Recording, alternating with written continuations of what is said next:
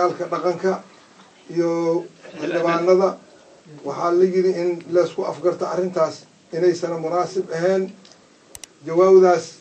ma rabno si qaldan inaan u bixino dadka waa dad Soomaali dalkana waa dal Soomaali madaxweynaha dadka waa dadkiisi waxaa laga rabaa si inuu u jawaabo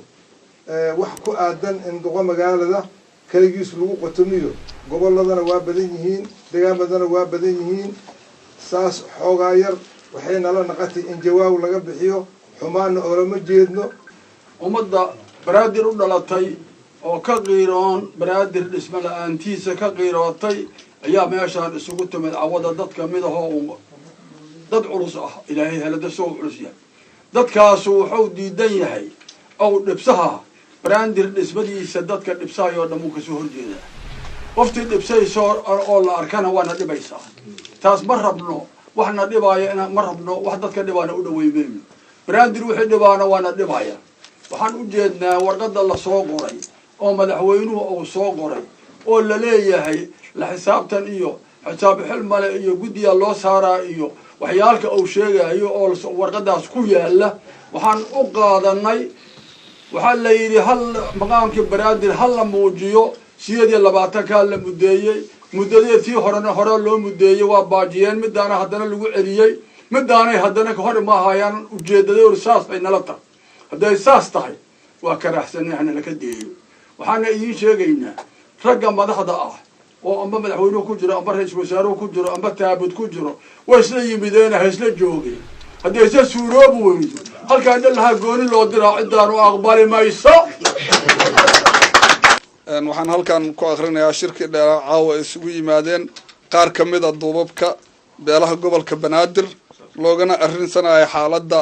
maartay gobolka Banaadir iyo sida wadciga u maraayo warmartiyeedkana wuxuu ku taariikhaysan yahay oo caawa 20 bisha January ay tahay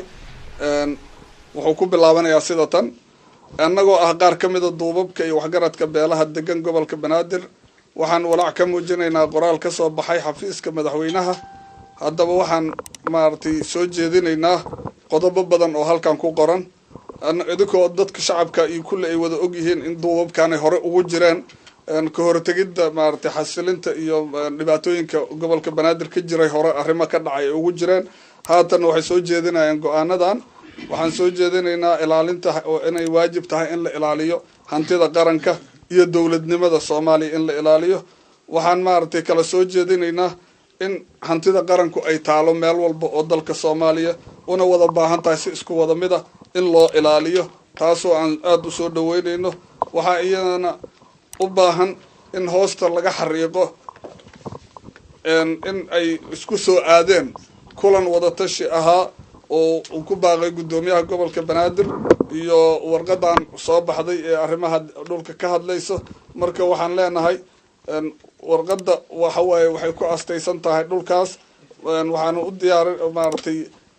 ka hadlaysaa dhacdooyin badan oo dhulka ah oo intaan ognahay lagu soo qaaday waxa ayadana madaxda qaranka iyo dawlad goboleedyada la xusuusinayaa in dastuurku ogol yahay in ummadda Soomaaliyeed isku timaado deegaanada ay samaysato si tala ah ay wax ku samaysato taasoo diyaar u nahay inaan ilaalino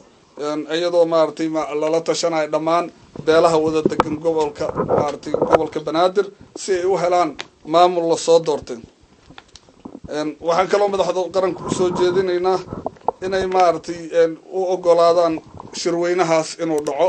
oo dadka shacabka gobolka Banaadir inay shirweynahaas qabsadaan si ay uga tashadaan aayahooda una helaan madax ay soo doorteen waxa kaloo odayaasha dhaqanku ay ogaadeen caawa in macnaheedu warqadaha dhulka ku saabsan in aysan warqad rasmi ah oo arrintaas ku saabsan aysan soo gaarin duqa magaalada ahna gudoomiyaha gobolka haddaba guntii gunaanadkii ugu dambeyntii waxaa caawa halkan markaan wada tashanay maartay isla ogolaanay in la magacaabo lana diyaariyo guddi ka kooban duubabka iyo waxgaradka beelaha dega gobolka Banaadir dhammaan beelaha dega gobolka Banaadir kaasoo